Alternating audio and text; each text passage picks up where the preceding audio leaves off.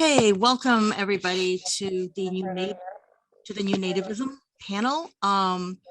Let's start with a land acknowledgement for Brooklyn College. We must acknowledge that the land on which we gather is a traditional and unceded territory of the Lenape. We, the Brooklyn College community, acknowledge that the academic institutions, indeed the nation state itself, was founded upon and continues to enact exclusions and erasures of Indigenous peoples. This acknowledgement demonstrates a commitment to beginning the process of working to dismantle ongoing legacies of settler colonialism and to recognize the hundreds of Indigenous nations who continue to resist, live, and uphold their sacred relations across their lands. We also pay our respect to Indigenous elders past, present, and future, and to those who have stewarded this land through the generations. I also want to acknowledge International Creole Day. The 20th of October is International Creole Day. It's proclaimed by UNESCO. Every year since 1983, the day has been an opportunity to celebrate the Creole language and culture across countries, and communities sharing Creole culture. These communities include more than 10 million people around the world. All right, I'd like to begin with Lisa Lowe.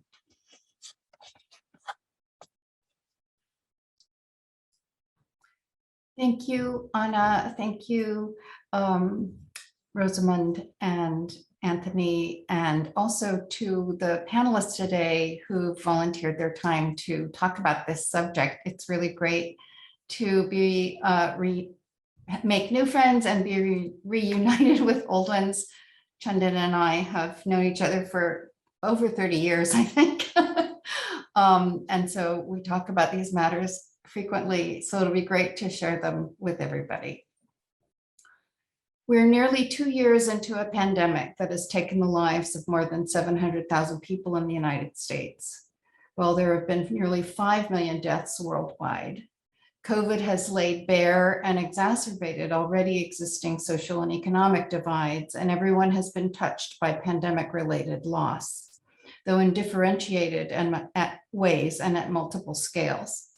At the same time, the manners in which US society and state has responded, or to be precise, has neglected to respond to how the pandemic has fatally affected elderly, poor, Black, brown, incarcerated, houseless, and migrant communities, has clarified current conditions in our political present. It has made clear not only the extent of wealth polarization, but also confirmed the deliberate abandonment of social welfare that sharpens the divide between what Lisa Cacho has termed human lives included within the ethical obligations of the state and those who are not. Nativism is the term often used to describe the rise of anti-immigrant white nationalism, which we saw flagrantly promoted during the Trump administration in the Muslim ban, the wall at the US-Mexico border, and the rise of migrant detention.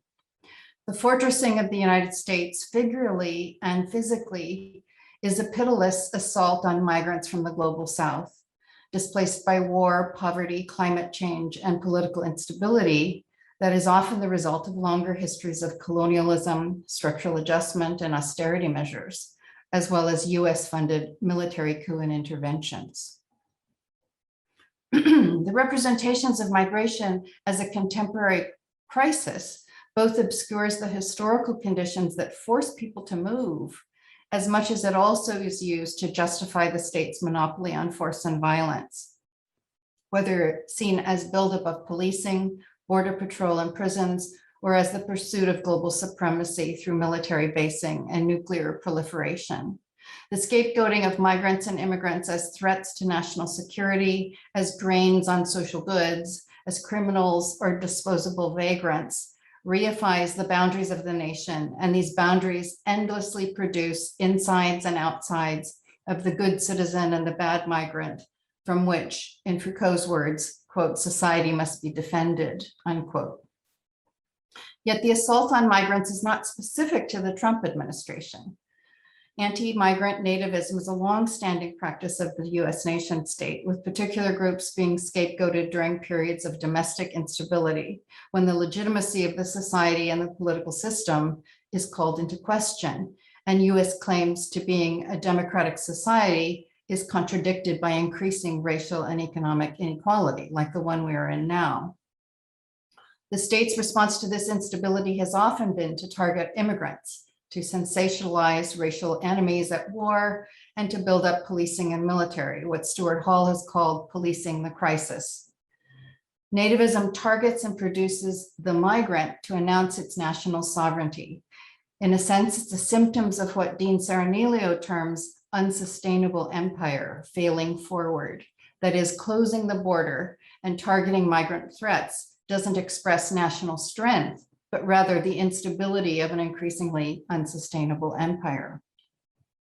In fact, US immigration, detention, and deportation has been expanding dramatically since the 1990s under George H.W. Bush and Bill Clinton, and even more dramatically since the 2001 creation of the Homeland Security Office and Immigration and Customs Enforcement, known as ICE, after 9/11.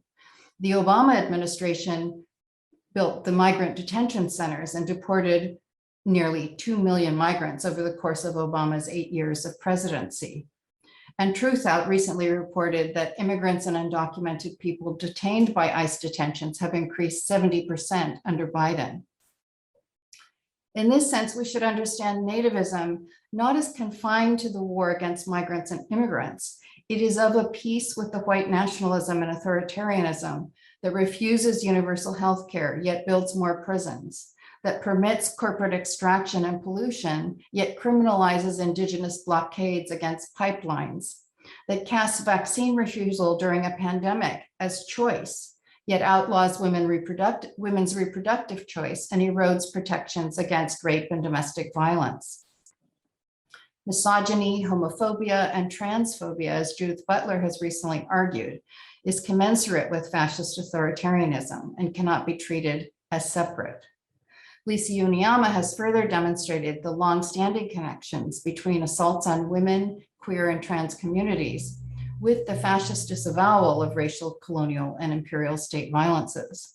It's arguable that spectacles of white nationalism have contributed to legitimizing the resentments that exploded in terrible and apparently more frequent acts of racial violence, such as we saw in the Atlanta shootings of Asian women, the Sikh deaths in Indianapolis, and the continuing police murders of Black and brown people, trans people, and poor and houseless people.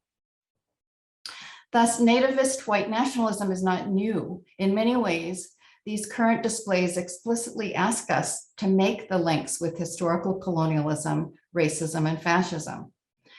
For example, the criminalization of indigenous protesters at Standing Rock denies actual native sovereignty in baldly claiming that the white settlers are themselves native.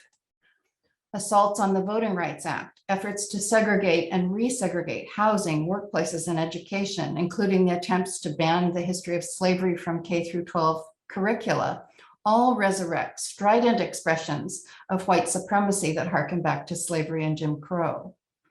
And many of these movements boldly reference the symbols, dress, and insignia of the Confederate South, of Nazi Germany, apartheid South Africa, and colonial Rhodesia, and more. In this sense, I might suggest that while nativism is not new, and nativism has been a part of the US since its founding, the public responses to these shriller expressions of white nationalism may be an index of a different, if not new, widening of social and political antagonisms between those who wish to restore liberal democracy within the existing nation state and those who are demanding more radical change. Thank you. Hey, thank you, Lisa. And now we're going to go with Chandan Reddy. Thank you. First, I just want to thank both Brooklyn College and the folks at the Wolf Institute of Humanities, as well as Professors Rosamund Ping and Anna Gotlib, and my friend Lisa Lowe for the invitation to join this panel, and for all the behind the scenes work events like this take. And I just want to say I'm also really honored to be in conversation on this topic with fellow panelists, Ellen Aja and Beaudelaine Pierre. And I'm looking forward to the dialogue that will ensue. I also should say that I'm speaking to you from the unceded lands of the Duwamish people. It's not even Seattle, and so there's not even sunshine yet, but it's coming, it's forthcoming.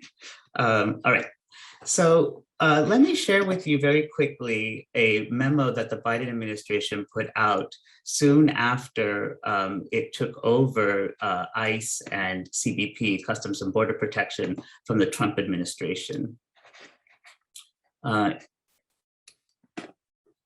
Here in the memo, what you see is the head of the CBP providing a new guidance to all of its officers, which it calls the premier law enforcement agency, which just means that it's the largest law enforcement agency in the United States, over 60,000 employees.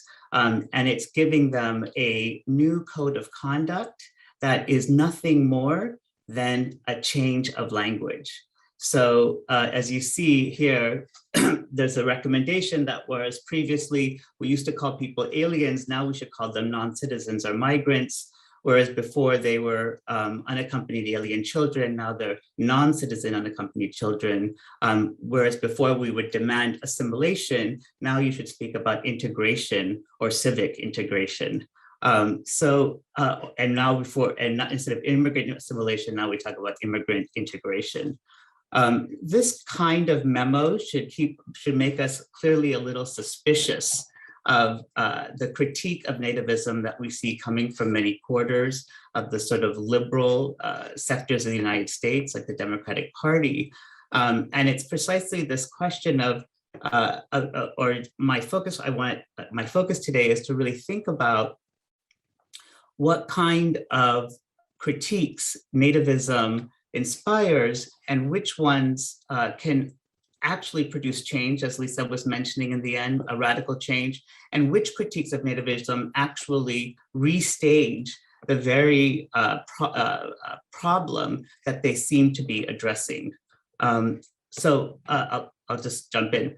In his 2002 epilogue to the reissue of his field setting study of nativism, racial liberal John Hyham, writing in the wake of the 1993 uprising, argued, quote, "We require no theory of a new nativism or a new racism to account for the trouble today's concentrated immigrations from abroad precipitate, especially in urban areas like Watts in Los Angeles, where a flood of Mexican immigrants are overrunning Black neighborhoods," end quote.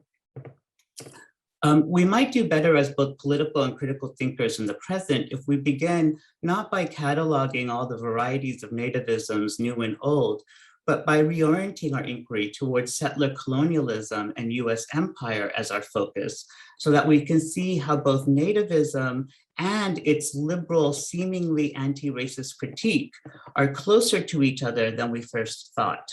The term nativism entered the English language and global European political thought only in the mid-19th century, when white Protestant citizens of the northeastern seaboard of the United States formed what their liberal opponents called the Nativist Party to block undesirable migrations to the United States. Entirely without irony, this political party that opponents called Nativist, also known as the Know Nothing Party, actually named itself the Native American Party and sought to prohibit the opening of US citizenship to non-Protestants through naturalization. The most famous study of this nativism, and perhaps the reason the term is even so pervasive now, was John Hyham's Strangers in the Land, Patterns of American Nativism from 1862 to 1925, first published in 1955. Part of the first generation of American studies scholars who sought to position the study of the US as a distinct modern formation and modern geography, Hyham described nativism as forged by distinct European historical forces like Protestant wars against Catholicism that combined with supposedly unique American historical conditions to create a distinctly American doctrine of anti-foreignness that would forever challenge the other distinctly American doctrine of US exceptionalism, of the belief that the US was the first and only nation whose society and wealth were forged not by empire and domination, but through a universal creed of liberty. So let me just say that to look at this book now is such a trip. Though it's titled Strangers in the Land, white settlers are never a reference for the word stranger. And though the study begins and focuses extensively on the Native American Party, Native peoples, Native dispossession, the Black Hawk Wars, and the transition to US settler wars westward for the colonial seizure of Native lands, none of this ever appears. And this is even more striking that Native people would be entirely absent in this study, since many of the very parties and persons that Hyham profiled in his historical account of the origins of nativism were the very Jacksonian Democrats advocating the murder of Native peoples and the transformation of their lands into freehold properties for settlers.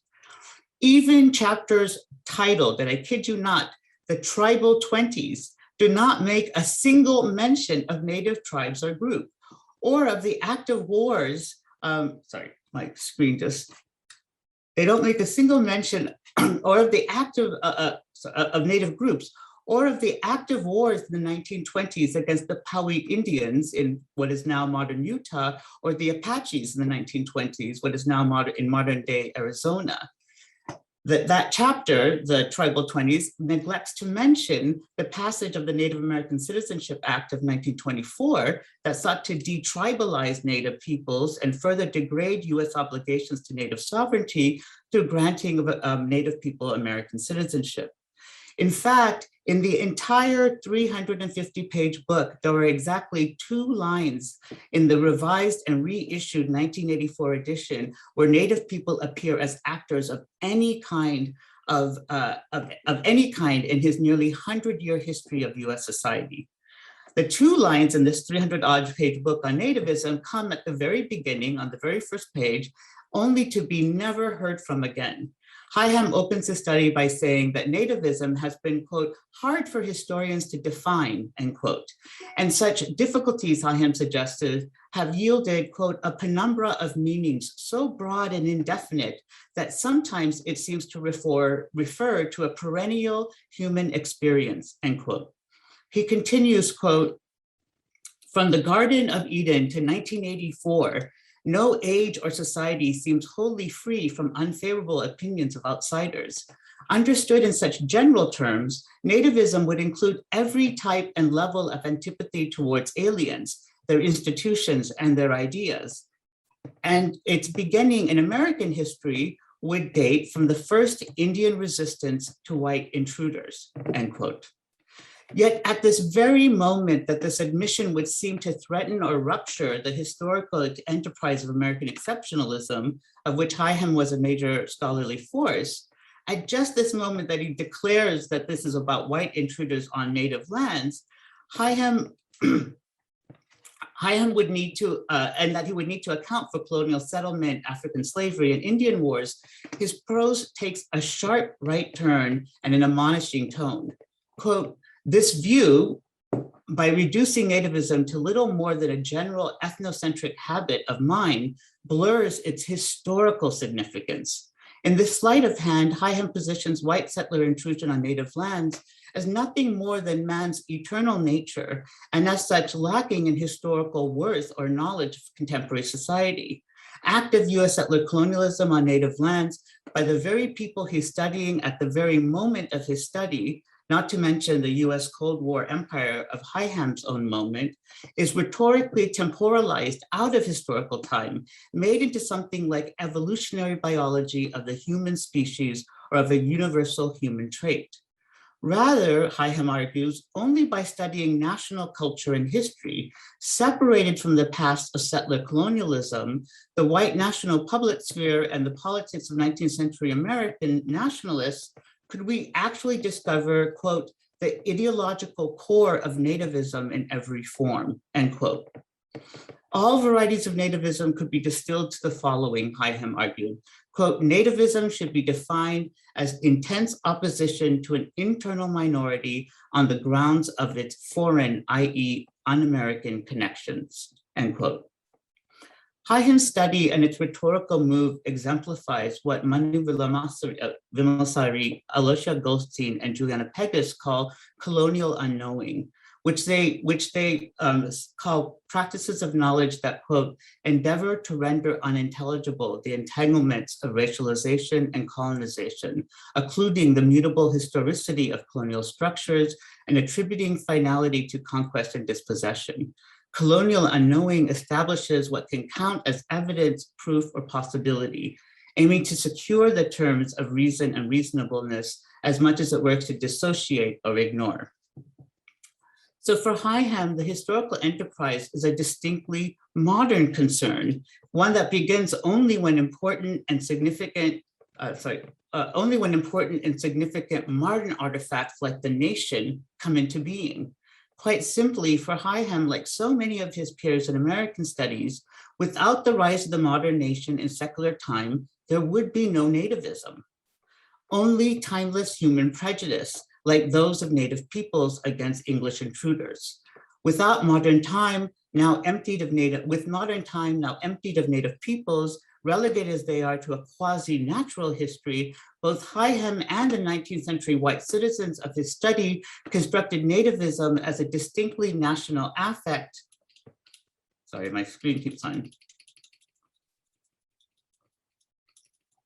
Constructed nativism as a distinctly national affect and national culture and history as temporally distinct from settler colonialism and territorial conquest, a new epoch in which white settlers as citizens of the nation claim to be the first of the modern peoples, the first Americans, the Native Americans.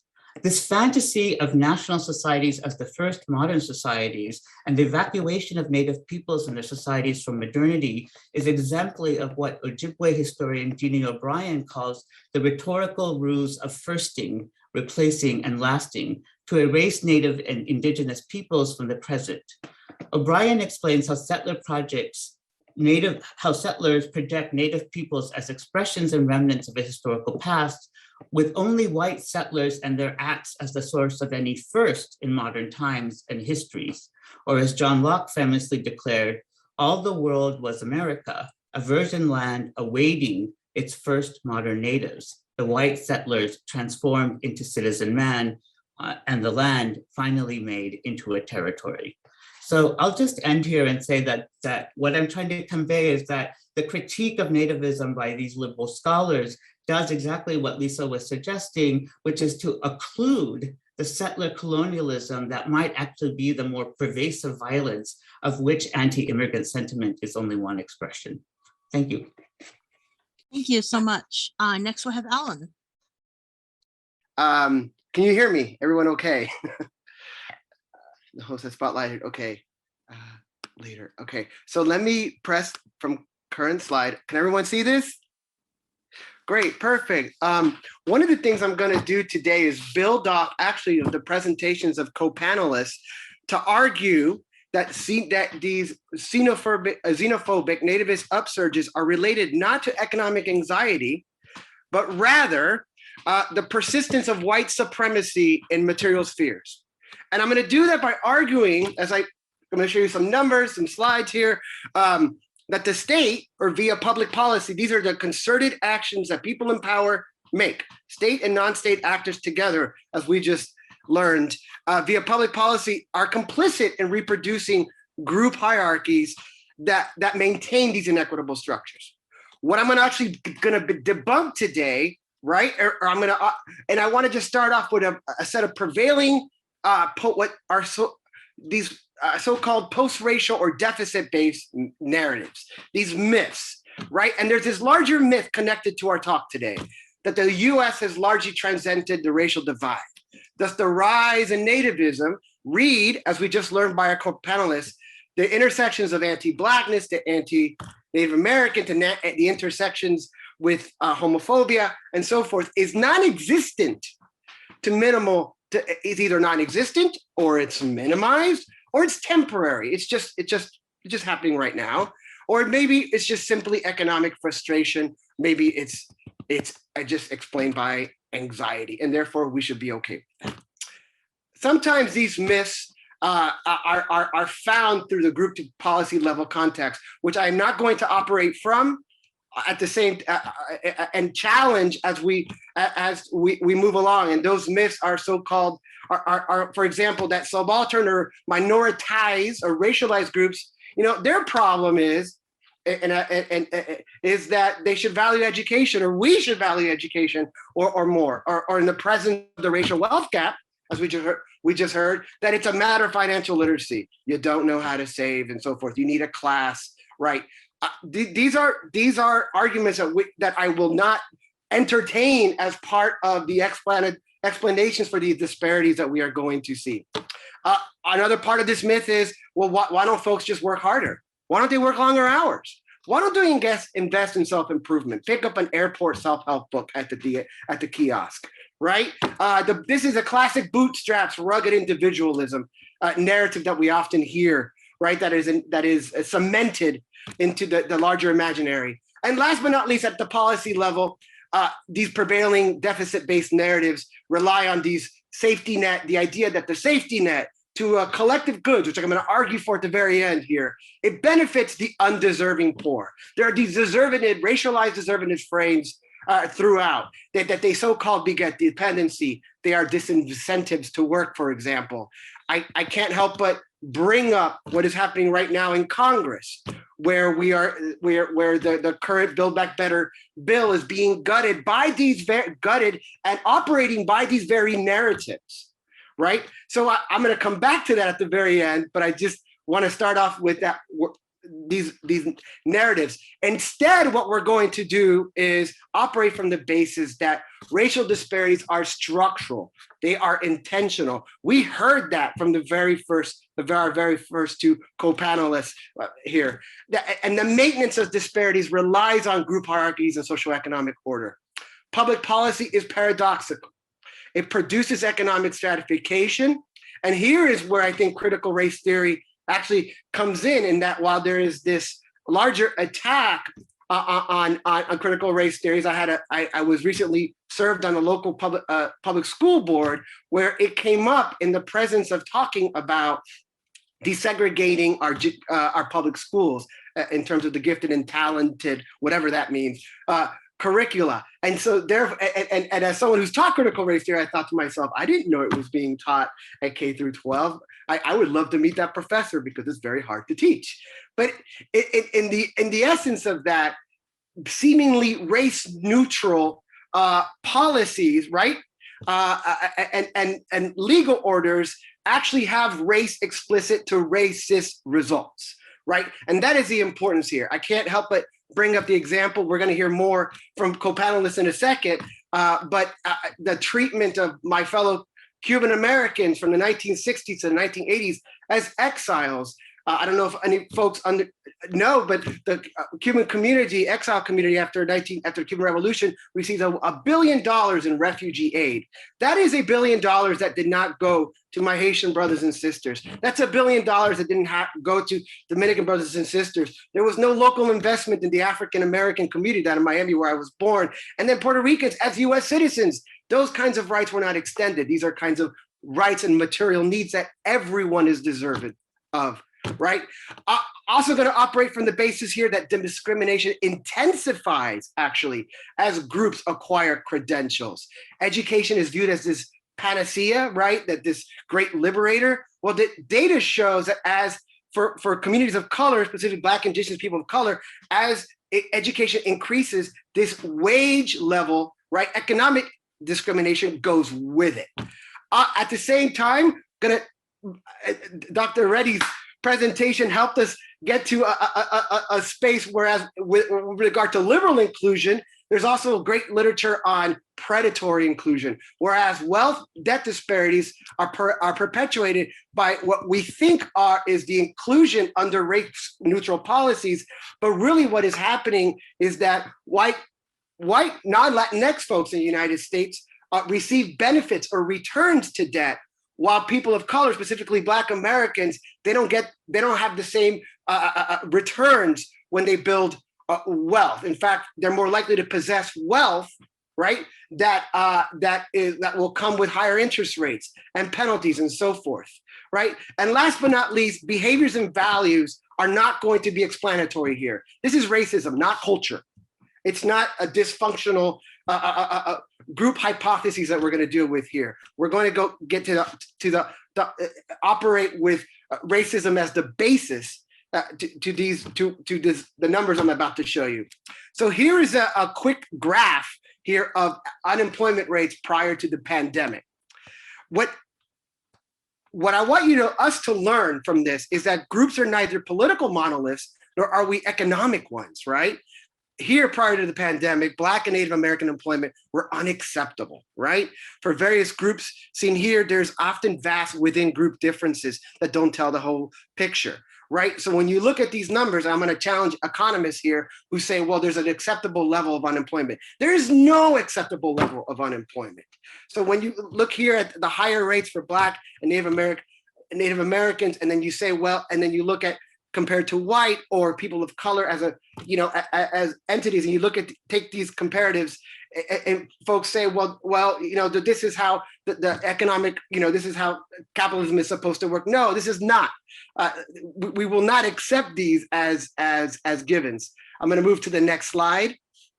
Here is a graph of wages that breaks on the proportion of those within each group who make at least $15 an hour. Let me just say right from the onset that $15 an hour is not enough, not even close. So I do not want to operate from that basis that this is sort of like the minimum that we should guarantee. But even in the presence of that lack of that minimum, if you look closely at the graph, it teaches us that gender gaps are apparent within groups as they are at the intergroup level. Black, Latinx, and people of color broadly defined here have the lowest share of workers in the United States, making $15 an hour or more. White, Latinx, non-Latinx look similar to the overall average. I want to just quick, for the sake of time, move over to debunking a lot of these education as the panacea or that will liberate its arguments. This chart teaches us that at every level of education, including when Black Americans possess a college degree, unemployment rates remain higher compared to other marginalized groups. This isn't for a lack of not possessing a college degree or not valuing education. In the presence of education, racial disparities are maintained. Racism is the explanatory variable here. And you're saying, what about wealth, professor? What about your assets, your net worth, whether you own a home, and the aggregate of all of those things that we define as wealth? This chart, once again, when we consider wealth or the numerical difference between your assets and liabilities, this is even more pronounced. As education increases, Black and white wealth differences widen. Right? White families with bachelor's and master's have astronomically more wealth than Black households of equal educational level, right? The question is, education does pay off, but for whom and how? And how does public policy play a role in that? For the sake of time, I'll go to the next slide.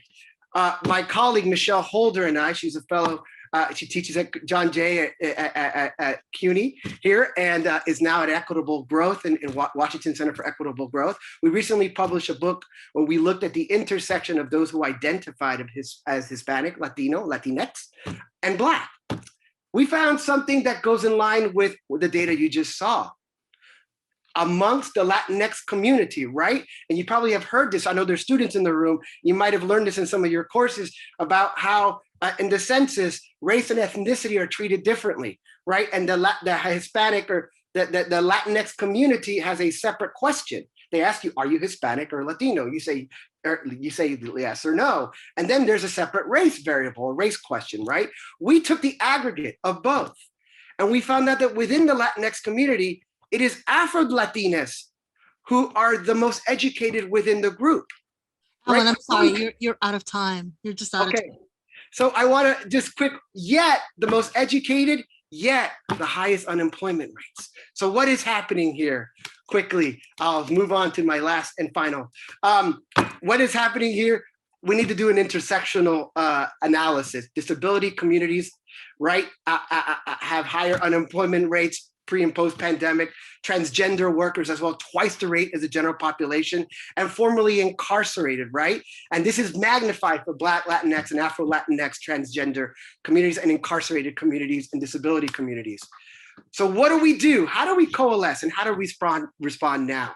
Let's drop these citizenship requirements or restrictions that we just heard about on collective goods. Everyone has a right to healthcare, housing, and education.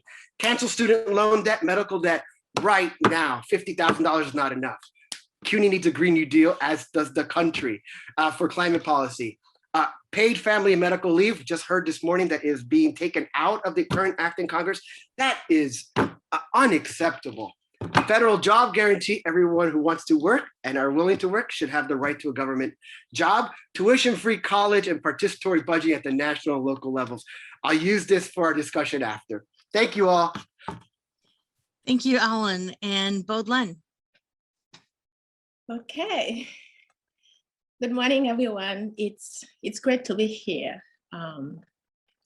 Thank you for being in the room and for your contribution to what's happening to this important conversation. I want to thank and give a shout out to my fellow panelists and also to lots of people who work behind the scene and putting those events together.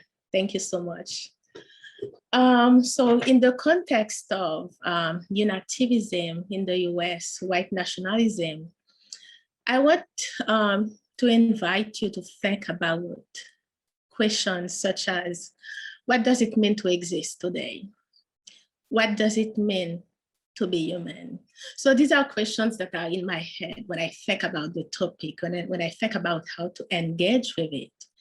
And not necessarily or truly in a philosophical way to think about what it is to be human or to exist, but in more like, what does it mean to go on with your daily life, to send children to school, to go to work and to dream, to getting food on the table, to connect with loved ones. What does it mean to do those things, that show up as simple because this is what we do. And we take care of loved ones, we take care of ourselves, and we assume that everyone is doing the same thing. And so these are the assumptions that we carry, and we ask the worker to show their paper. They are documented. We ask the patient if they have traveled outside of the US, as if staying here wasn't enough to get disease inflicted. And we assume, the child as a parent at home to care for them, or every child go to school, or they are fed. But if you look deeper, if you look into things and take time to witness, Maria Lugones, a feminist philosopher, the late Maria Lugones that I love very much, she says, to witness is difficult because it is often, changing your lenses and learning a new language and asking different questions.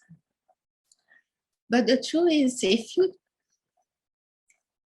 take time to witness, what you notice is that there are people currently who are in a hearing because of deportation, or people right now being deported. And what you notice is countless children who stay at home in parentless, adultless household, or that for many Black people of color, indigenous folks, the dream for their children is not now about, seeing your kid graduating or entering into college. It's about keeping them alive. So I want to think about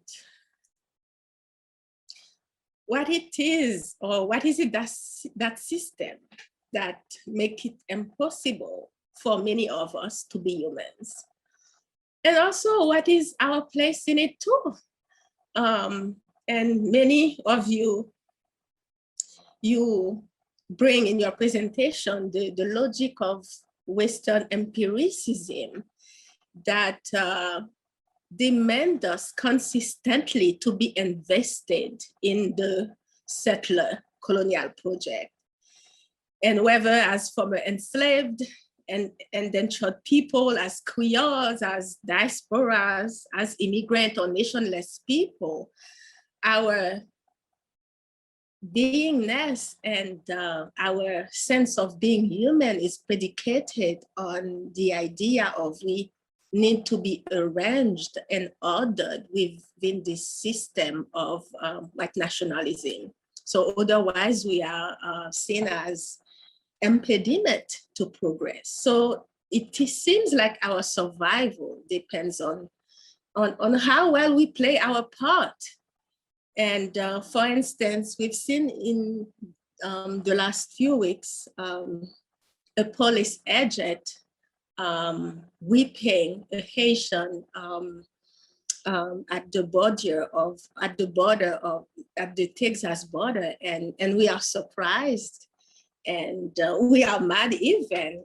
But I'm thinking, well, are we mad because it's in the news, or because we didn't think those things are currently happening in different ways, or maybe that we've played our part so well that that we think we are beyond that?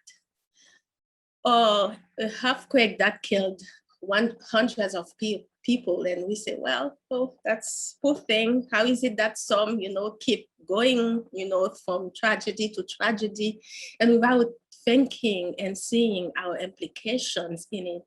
And particularly the system of regime, of white nationalism, that for which some people need to be not people. They need to be not fully human in order for the white supremacy system to hold. So, because what's at stake is that many of us, Black, Indigenous, people of color, we are defined. Our own sense of well-being is defined within a world order, a system of regime that builds itself on persistent underdevelopment and poverty among Black lives, or the disparition of Black Indigenous lives. A global economy that thrives on persistent destruction and dispossession of Black and Indigenous life. For instance, while nationalist claims that people belong in their countries of origin, in which country species in which they were born, but also those same people, they are denied a stake in their own countries. And for several reasons, not all of us can live up to the claims or ideals of Euro modernity, or can choose to live up to them. And that the only way to have a future or to be human is to participate in the system of recognition. It's really unacceptable. So, so many of us find ourselves in what Fanon would call the zone of non-being. And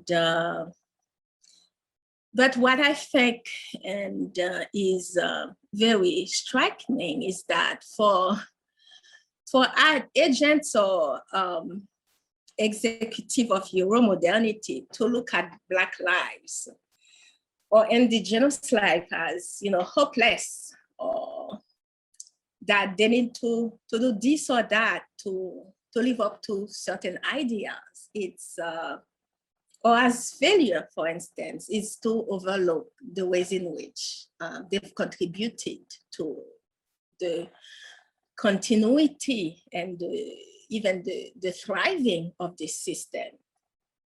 So,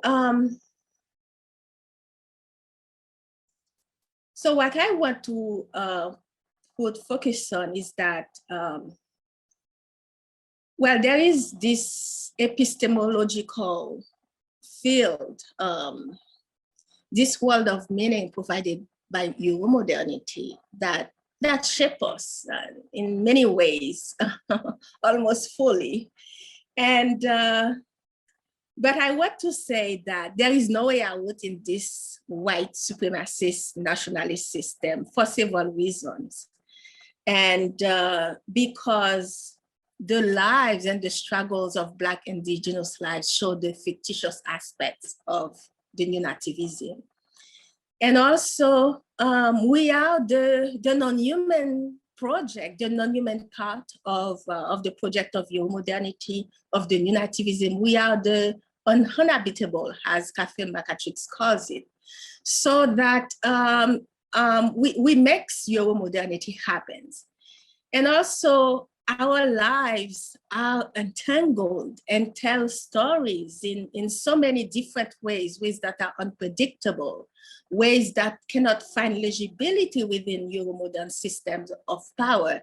That, for me, it's an important aspect that can give us alternative ways of thinking about who we are, how to build alternative mode of recognitions, how to build an alternative mode of being, and how to recognize them in the struggles, in the ways in which we connect with people, whether loved ones or people across borders. So, and finding alternative world of meaning, alternative technologies that give us a sense of ourselves. And I want to emphasize the idea that our lives are infra-politically charged and that we are not fully made by the new nativism. So, so it is why, for instance, as a conclusion, I like to lean on indigenous Afro-Caribbean Black storied lives in the ways they not only fight the institutionalized and historical violence of colonial projects, but also in the way they build themselves on alternative non-human worlds. And for them, in a way, it's changing how we look at history and thinking that as human, we are part of history and we don't make history by ourselves. So we are also being made. And for instance, in Simone Schwarzbard's Pluie sur tel humain miracle, and the Luganda woman she writes about, they see deeply in historical, institutionalized, and power-inflicted ontologies. And at the same time, her story emerged across multi-layered worlds, geographies, and in connection with the wind, with the mountains, and with the ancestors that they hunt and they reclaim, which also echo Alice Walker's In Search of Our Mother's Gardens, and where she writes that who were our mothers? They were beings, they were crazy, set, lunatic, and spirit who resist the violence of colonial processes in their lives with a commitment to remake themselves anew far beyond the ongoing patterns of neocolonialism. Yeah, thank you. And Thank you so much. Attention. Okay, I guess it is now my turn. And I do have a presentation. Can everybody see this? So my name is Anna Gotlib, and I'm an Associate Professor of Philosophy at Brooklyn College. But in addition to that, I'm also a refugee. And I'm a refugee from the former Soviet Union who came here when I was 11 years old. And I wrote a paper a little while ago called How to Do Bad Things with Words, about the function of language and narratives and how the language and narratives go to structure vulnerable others, particularly refugees and particularly migrants. And I started thinking about this panel, New Nativism, initially as a way to see how language gets in and out of people's fates and how language structures where people end up in life. And I have to say that one of the reasons that I was motivated to do this is because I realized how incredibly fortunate my particular generation of Eastern European refugees were, because we came to the States and Europe and Australia, New Zealand, Canada, at a socio-political moment where the West was looking to sort of lord it over the USSR and the Soviet bloc to see how we're sort of winning, how their people want to come here. And so we were welcome. So most of my particular generation, my parents' generation of immigrants were welcomed. And what I started thinking about is how many other kinds and generations of migrants were not welcomed in this way. So that's really motivated what I'm talking about. Okay, so nativism, this is called the New Nativism panel. Is it new? Yes and no. And I'm a philosopher, so I usually say yes and no to most things and therefore frustrate people. Just a reminder that nativism is really this policy, this sort of language of promoting interests of native inhabitants. And notice I have native in scare quotes because, as Lisa Lowe and others pointed out, the notion of nativity here is really, really troubled. But it's really a lot of anti-immigrant policies. And it is really, let's sort of call it what it is. It is a white supremacist policy to keep very particular people in this country and to welcome very particular to this country. My focus will just be migrants and refugees. So I studied for a while the work of Hannah Arendt, and especially her really well-known book called The Origins of Totalitarianism. She argued that citizenship, which is what a lot of migrants and refugees seek, uniquely grants to human beings what you call the right to have rights. It is kind of a meta right. Stateless persons, and I've spent about over 2 years as a stateless person, which means a person without passport, a person without country. They're not merely homeless in the sense of having not a place to live, but in the sense of not having a right to even demand a home. So it's not that you're missing a home. You cannot ask for one. You don't have the standing to do that. And as Arendt said, it's not that they no longer belong to any community whatsoever. They do belong to communities. They're deprived not of the right to freedom, but of the right to action, not of the right to think whatever they please, but of the right to opinion. So in her sense, refugees and migrants are homeless in this very global existential way. They're truly without a right to claim any kind of rights. And that's why I think that nativism, and I'm going to talk about how that's related, is so important to understand how the language of nativism creates these conditions for these migrants. So in many ways, nativism is not new. And this is just, please don't take this to be any kind of exclusive list. This is just a highlight. In the 1830s, right, there were nativism policies against Catholic Irish migrants. End of the 1800s against migrants from Eastern and Southern Europe. In 1885, especially originating in California, there was a lot of racist nativism against Japanese labor communities that came to Hawaii, that came to California. And there was severe discrimination against people who came as laborers. I'm sorry, I don't know what just happened. In 1939, which is kind of where my story begins here, there began to be nativist and racist rejection of people, Jewish people fleeing the Nazis. Very famously, the St. Louis was a German ship that tried to dock in Florida with more than 900 passengers. And Franklin Roosevelt, the president that a lot of liberals, a lot of Democrats, everybody sort of holds them in esteem, refused to let them land. And as a result, about 500 of those people, maybe a little bit less, but a large percentage of those passengers ended up dying in concentration camps. So this was sort of the beginning of a kind of nativism that discriminated against people for all sorts of reasons. So nativism, I want to suggest, is a kind of a political expedience as well. So the European Jewish refugees of the Second World War, as I already noted, were not a welcomed group. They were not welcome. They were sort of, there was suspicion, there were other. The Eastern Bloc refugees, to which my family belongs, between 1960s and 1990s, we were mostly welcome because we were a testament to the failure of communism. We were a testament to the failure of the East. And so, a lot of Eastern Bloc refugees who came in to the West were white, they were educated, and they brought skills, and more importantly, they brought the message that communism in Russia has failed and the West has triumphed. More recently, we have, and again, 2000s is a very rough date, we have refugees from the global South who have not encountered as good as fate as my generation of refugees. And I will show you that in a minute. This is my last slide, I promise. What I want to argue is that refugees encounter what's called, what I'm calling refugee systemic moral luck. Now, in philosophy, moral luck is a concept that basically means that people are morally judged and evaluated for actions that have nothing to do with their agency.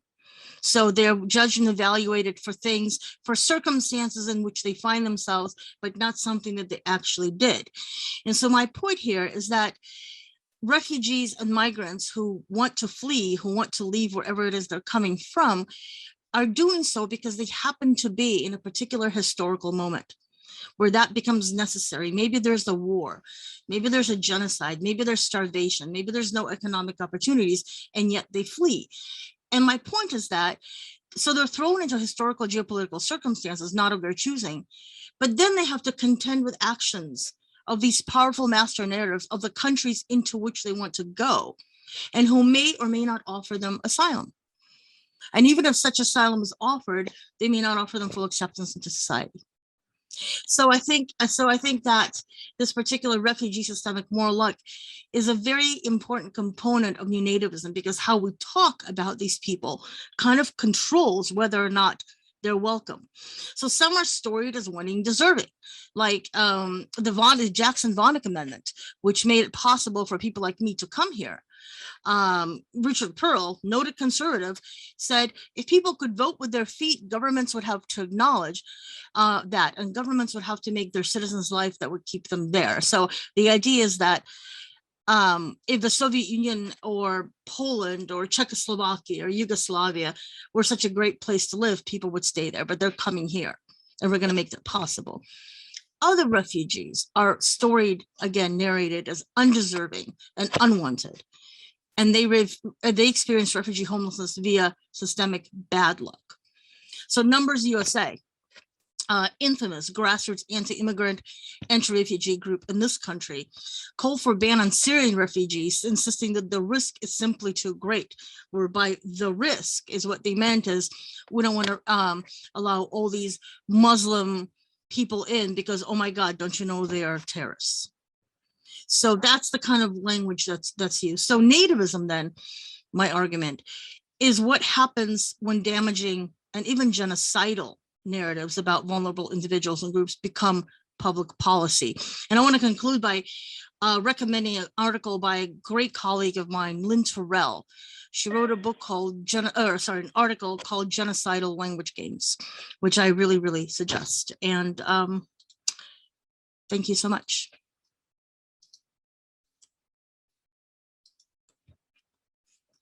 Okay, I think we are now ready for questions from the audience. There's a question. Okay, so from Joseph Enton, can you guys, all the panelists, can you see the question? So I'm just going to leave it up to whoever wants to take it first. Oh, okay. I guess what I would say, thanks for the question, by the way, in the remarks. That was very generous. I don't know about what literary narrative I might pose, but I do think that the literary method about looking at how history is rused through rhetorical procedures that continue to center the nation as the only subject of history, and in that way, white settler culture, which is Jeannie O'Brien's idea of firsting, is just so powerful and useful, and shows us the importance of that kind of work of rhetorical and close reading. Anybody else?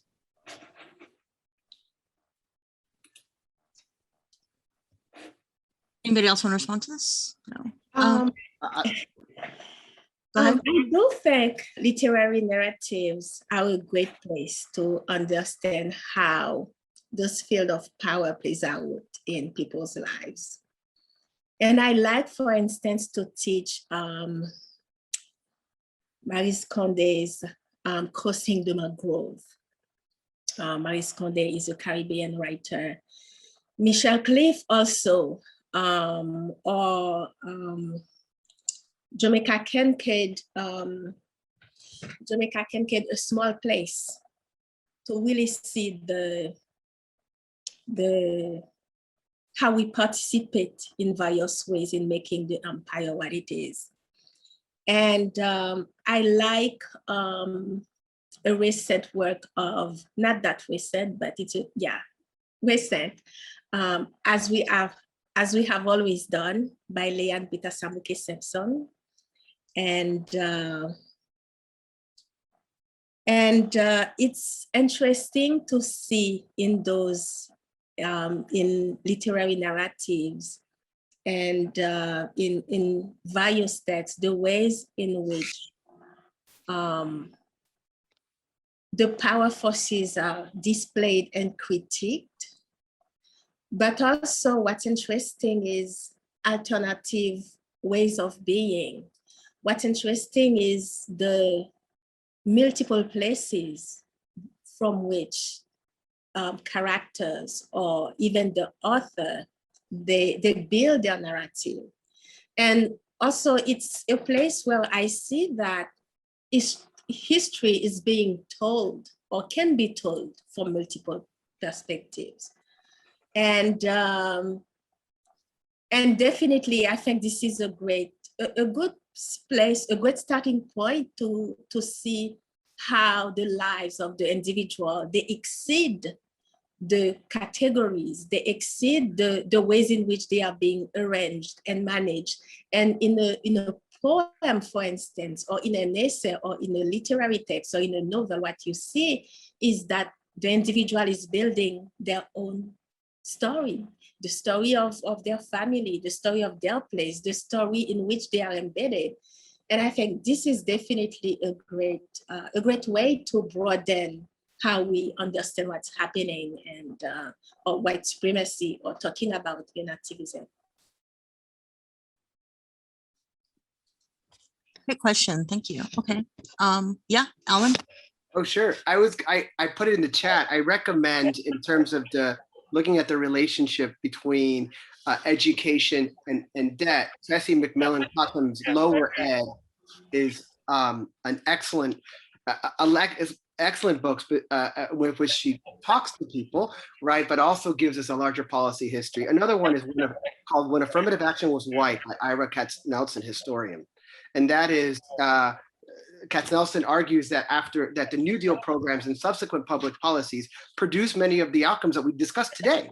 And that I also should have contextualized a little bit better with my numbers, but those were those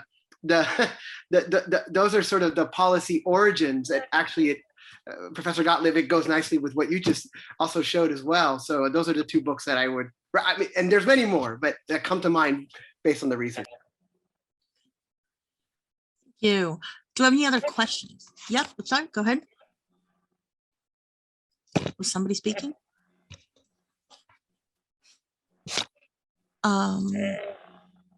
Okay, so we don't have any other questions now. I think so. If you just want to talk. Kinga has raised her hand. Oh, somebody raised their hand. Okay. Kinga, yeah. Hi, how are you, Professor? Hello, everyone. This was a fantastic panel. So I recently read the book Forgetful Nation by Ali Bedad, and he talks a lot about these continuous kind of cycles of nativism and issues with the immigration and how we see the other. And it's been a part of our country's history for so long, and it seems like it continues to reinvent itself. And it seems like it's a big part of our national identity and who we think we are, even though it's a pseudo-historical identity, kind of. But if it's so kind of ingrained in us, I kind of wonder, how do we move past this, where it doesn't matter whether we look at the left or the right, we reproduce, whether it's in our language, whether it's in our policies, we reproduce that and we allow for that violence against immigrants, against the other, to kind of continually be reproduced. How do we start the process? And I know that it's a very generic question, but where do we go from here? Thank you. Thank you. That's a great question. Anybody want to take it?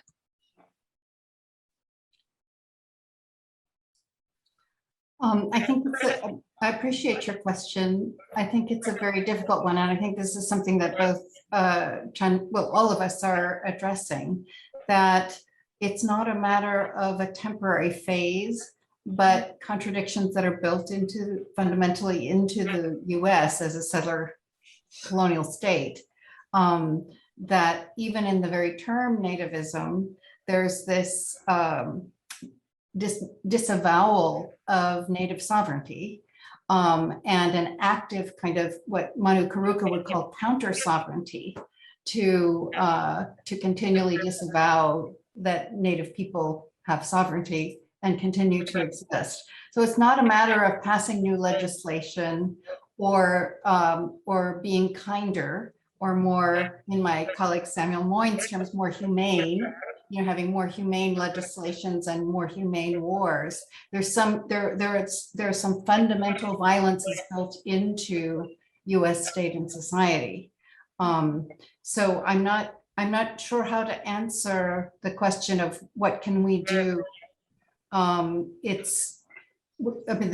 We're reaching, what I was trying to imply in my talk is that, what is being called the new nativism in a way are these shrill expressions of the deepening and the exacerbations of these contradictions, the fortification of white nationalists, and also the more the strengthening and more legible demands of people who want more radical change to the state itself.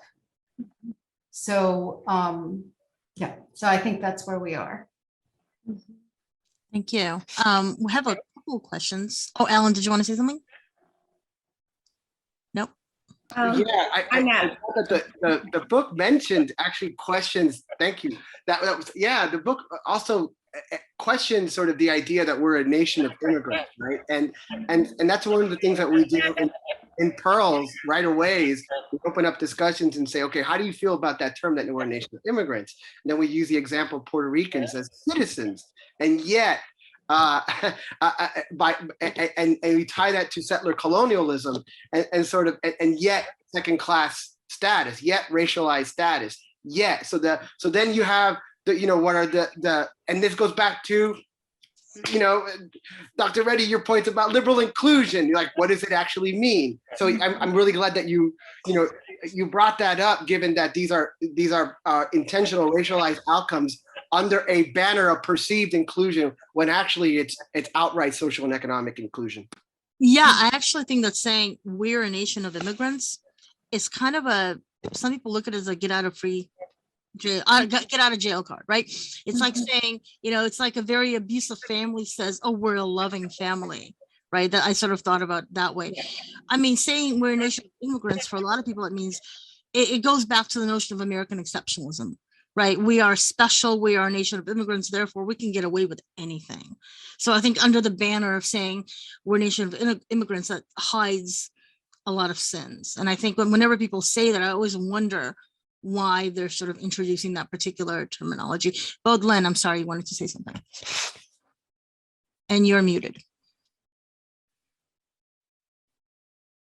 Okay, so this is an important question, as several of you mentioned, and it's even more important also given that the modern state also operates its violence with us as gatekeepers, or gatekeepers everywhere, in academia, in health spaces, in the workplace, everywhere. And there is this anxiety, I'm using your term, Alain, from the state to know every bit of information about ourselves. So our sexuality, how we think, what we live everywhere. And in our mode of operation, we operate with those mechanisms that structure our lives, people's lives, and how we think.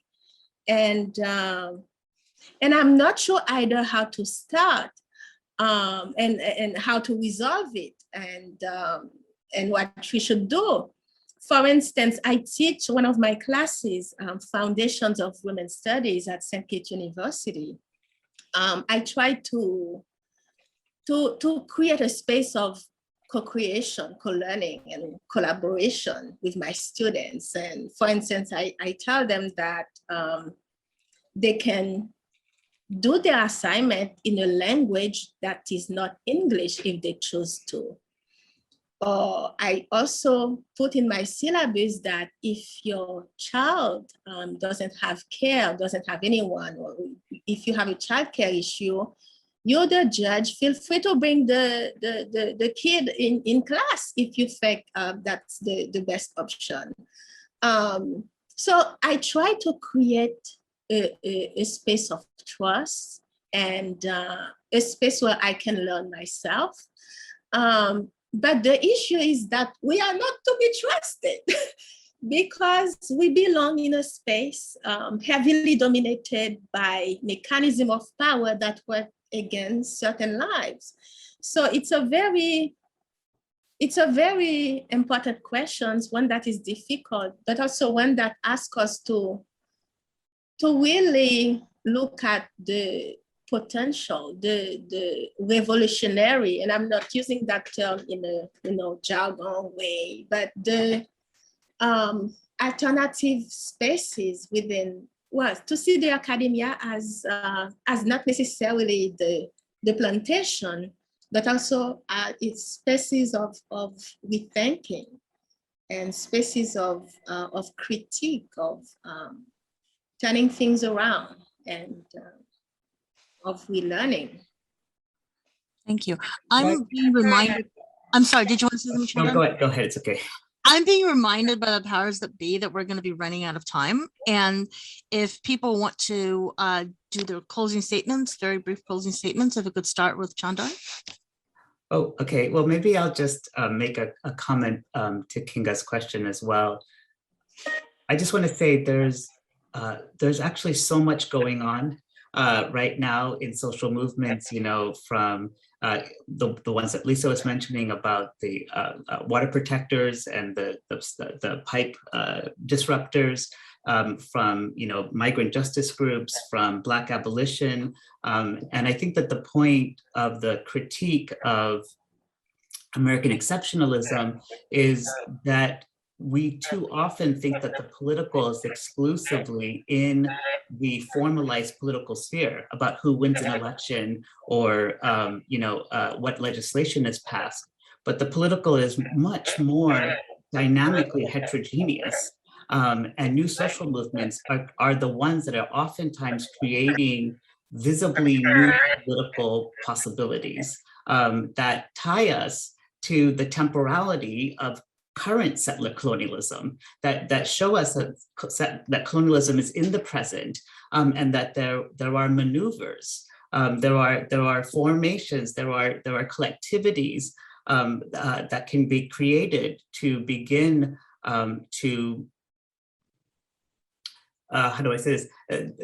Formations that will allow us to put on the table what it means to reckon with colonialism, as opposed to asking whether or not the nation can handle so many migrants. I'll go next because I really agree with you. I think what I was trying to imply in my opening remarks was also that, of course, nativism isn't new, but what is new is the way in which these shrill and violent and often horrifying displays of white nationalism are received by the public, and the ways in which it exacerbates political antagonisms, so that there are actually more and more social movements, indigenous movements, Black movements, migrant justice movements, who are envisioning alternatives and calling for more radical change. So it's not that I mean, I guess I'm sort of switching the attention to the strengthening of the alternative visions, which is, as Chandan is saying, pointing to another vision of politics that isn't restricted to the political terrain of electoral politics, but is really already operating as if that is not a legitimate sphere of politics. And I think that's, well, I mean, I think maybe that's what's new, is the degree to which the traditional political or the conventional political is becoming delegitimized. And I mean, that's when you think about the kinds of measures that occurred during the Trump administration, which, as we've all been saying, continue beyond and also started before. But the Trump administration was really this theater for attempting to legitimize a certain kind of primitive white nationalism. And there's a way in which it really did exacerbate this delegitimizing and of the official political. Anyway, it's not a safe or happy time. I don't mean that as like, I think it's going to lead to a lot of violence, but at the same time, there is something new. It's not the nativism. It's the denigration of the political, I think. And the sort of cleavage between the choice to shore up the existing political or do something else. Right. Alan, any final words? You're muted. Unmute. Look, if I could just link the labor and the environmental here for a second, and I appreciate the questions in the chat related to this, and these are the points. Yeah, we're in this illegitimate, increasingly moment. Whereas I think about all of the strikes around the country that are happening right now. Whether it's John Deere to Amazon workers, right? I mean, or have been happening in this larger moment. And I had this conversation with a neighbor who was just who said, the Amazon driver just works all the time. And then the Amazon driver overheard him and said, yeah, well, my boss is on the moon, and my boss is up there, and it speaks to these sort of like it speaks to the vulgarity of the moment, especially with regard to increasing wealth, inequality, and so much work and so forth. And I can't help, I appreciated the Red New Deal, Green New Deal critique in the chat, whereas, part of why I have a foot in the current model, and that is because we can't actually what is called just transition away from coal and away from fossil fuel, and because it's already been done in other countries. There's already models around the world that can do that. So when people say that we can't do that and move into these alternative streams, right? I say to myself, well, it's not possible. I was like, well, the possible already exists. It's already there. So I'll just leave it on that note. Are we out of time officially? Rosamond? No, please, let's finish the closing statements. Okay. Thank you. And for me, it goes about checking my assumptions and also what often we take as common senses. And I also do think that the classroom offers lots of possibilities to think and rethink about what we think is the way to do things. And the classroom as a space of collectivity, as a space of reimagining things differently, and also looking at alternatives ways to build relationships or to find ground. And for me, it's like, it's an everyday checking in and and every day we're thinking and we're learning things. And I'd just like to say that, you know, people keep asking in chat and elsewhere what we can do, what can we do. This conversation in itself is so fundamentally important, because when I started thinking about this panel, I had one particular thing in mind, and it expanded. It expanded because of the panelists, what the panelists brought in.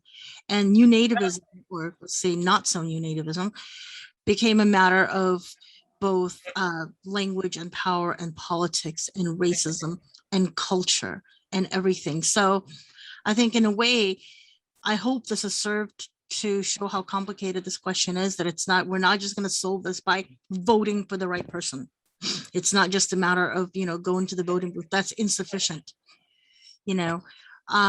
So I hope people who've joined us here think about nativism as a very intersectional, complicated issue that we need to keep coming back to over and over. And thank you, everybody, for coming.